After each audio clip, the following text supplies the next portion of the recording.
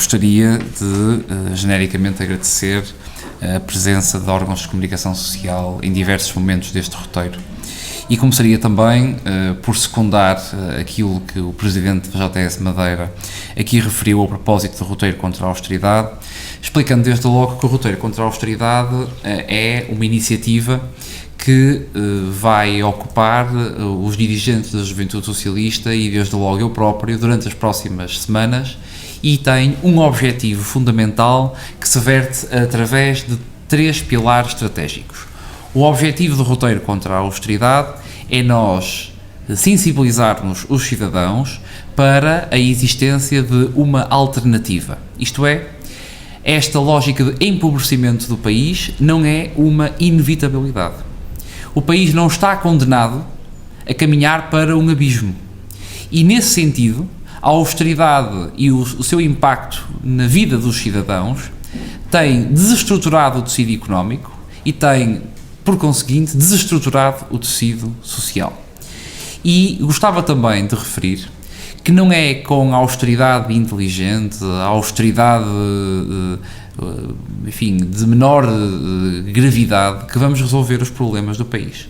O que é preciso é encontrar vias de desenvolvimento económico para o país, e nós negamos, inclusivamente, quaisquer discussões sobre a reforma do Estado e das suas funções sociais que tenham como objetivo apenas reduzir a despesa do Estado, porque isso vai se traduzir numa perda de proteção social por parte dos cidadãos que afetará em primeira instância, em primeira e em última instância, os jovens do nosso país.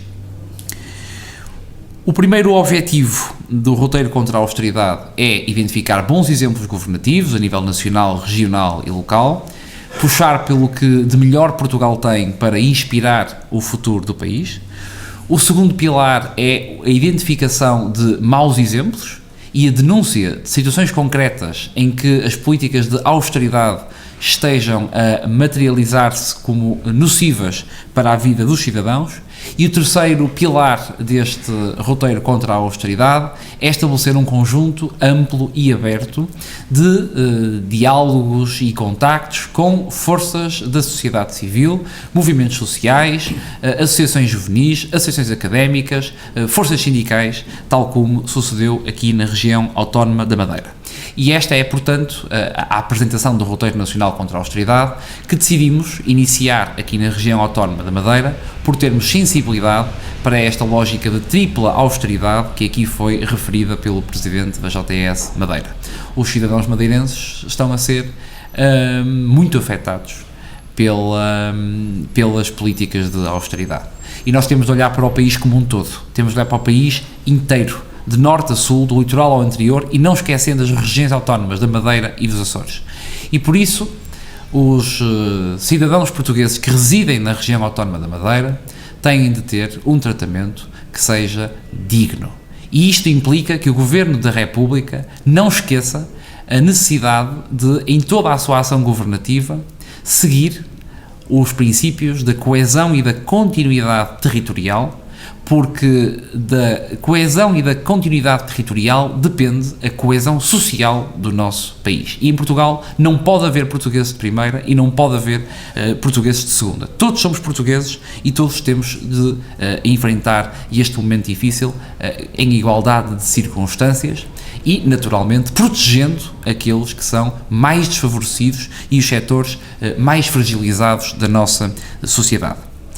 Gostava também de referir também no sentido de partilhar algumas conclusões deste roteiro, que, em nossa opinião, a região autónoma da Madeira está espartilhada pela austeridade. E este espartilho da austeridade tem, entre outras, 4 consequências muito diretas na qualidade de vida dos cidadãos e na vida dos cidadãos. Em primeiro lugar, registra-se um fluxo migratório que é vergonhoso para o país e para esta região autónoma. A imigração forçada, a que muito particularmente as novas gerações estão a ser obrigadas, é uma chaga da nossa sociedade. E quando nós recusamos esta imigração forçada, que aliás é incentivada pelo Governo da República, fazemo-lo porque nós defendemos o direito de nos realizarmos pessoal e profissionalmente no nosso país. E enquanto este governo insistir nesta lógica de incentivar a imigração, nós estaremos na dianteira, na fila da frente do combate a essa mensagem política. Porque por cada jovem que imigra, por cada jovem que abandona o nosso país, menores são as nossas possibilidades de assegurar a sustentabilidade do Estado Social. Por cada jovem que imigra e por cada jovem que abandona o país, mais investimento de todos os cidadãos é desperdiçado, porque esse jovem não vai desempenhar as suas responsabilidades profissionais no país onde estudou, no país onde o Estado investiu na sua qualificação. E por isso é irracional este discurso de incentivo à imigração. E este é um problema que se sente com grande tenacidade, infelizmente, na região autónoma da Madeira. Depois, referir também o abandono escolar e o abandono do ensino superior. São realidades muito dramáticas que se sentem em todo o território nacional, mas também com particular intensidade aqui na região autónoma da Madeira. E por isso o abandono escolar, quer no ensino básico e secundário, quer no ensino superior, são preocupações que devemos ter bem presentes. E depois gostava ainda de referir ou de fazer uma alusão à qualificação da democracia e à qualidade da democracia na Madeira. Para dizer muito claramente que a democracia não se esgota na liberdade de opinião. É fundamental em democracia, é um eixo basilar de um Estado democrático e de uma sociedade democrática, mas a democracia pressupõe muito mais do que isso.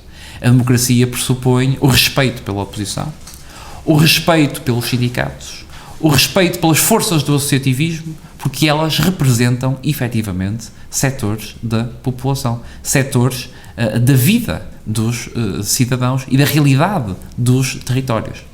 E a democracia exige, naturalmente, também um projeto de desenvolvimento e de progresso social.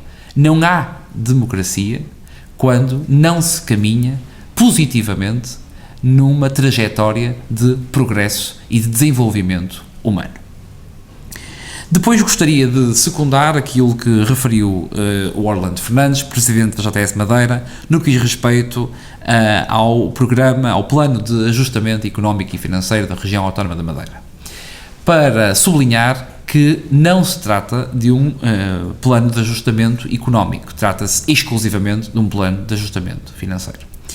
E, na justa medida em que o país, embora muito longe daquilo que ambicionamos, tem conseguido alguns pequenos avanços e, na minha opinião, mal estruturados, no que diz respeito à renegociação das condições da assistência financeira do Governo da República, nós solidarizamos-nos, quer a nível nacional, a JS solidariza-se, quer com o Partido Socialista na Madeira, quer com a Juventude Socialista na Madeira, no sentido de se poderem também chegar a podermos atingir melhores condições, menos gravosas para a qualidade de vida dos cidadãos, no que diz respeito ao PAEF, portanto ao Plano de Assistência Económica e Financeira.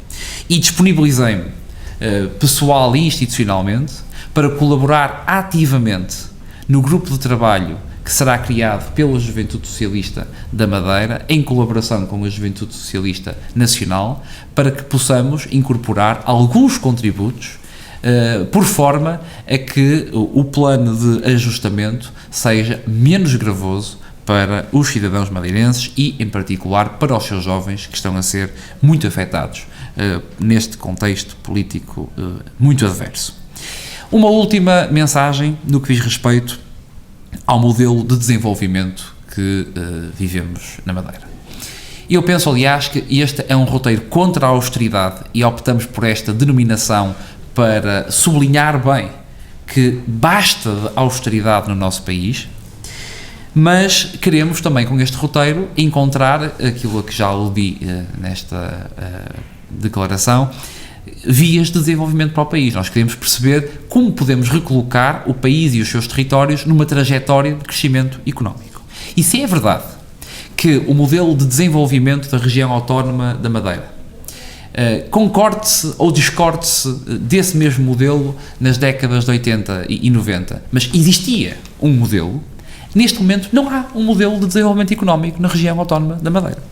Não existe um modelo de desenvolvimento económico, não existe uma aposta estratégica no turismo, num turismo diversificado, num turismo que tenha diferentes componentes, uma componente sénior, uma componente ligada ao cluster da saúde, uma componente ligada, por exemplo, à fruição de espaços da natureza. Não existe uma aposta estratégica para o turismo aqui na região autónoma da Madeira, não existe uma aposta estratégica na valorização da marca Madeira enquanto região onde se produzem bons produtos, nomeadamente na área alimentar, e é muito importante que a estratégia, que a Madeira encontre também uma base de industrialização que possa contribuir para a resolução dos problemas de emprego aqui na região autónoma da Madeira. É preciso uma estratégia de desenvolvimento económico que acrescente valor a tudo aquilo que se faz na região autónoma. E, aliás, esse é também o desafio do país na sua globalidade. E enquanto nós não percebermos, e penso que enquanto o Governo da República e o Governo da região autónoma da Madeira não perceber que a aposta e o investimento na qualificação dos cidadãos é absolutamente indispensável para nós acrescentarmos valor a tudo aquilo que produzimos no país e na região autónoma, nós vamos perder esse grande desafio e essa grande missão que temos pela frente, que é de construirmos um país mais qualificado, onde efetivamente possamos diferenciar aquela que é a produção e a realidade económica do país da realidade económica de outros Estados-membros da União Europeia, porque Portugal e a Madeira, muito em particular, têm necessariamente futuro se conseguirem diferenciar. E existe esse capital humano, que é a maior riqueza do país, e esse capital humano tem, evidentemente, de ter oportunidades de qualificação para poder ajudar o país a ultrapassar esta crise.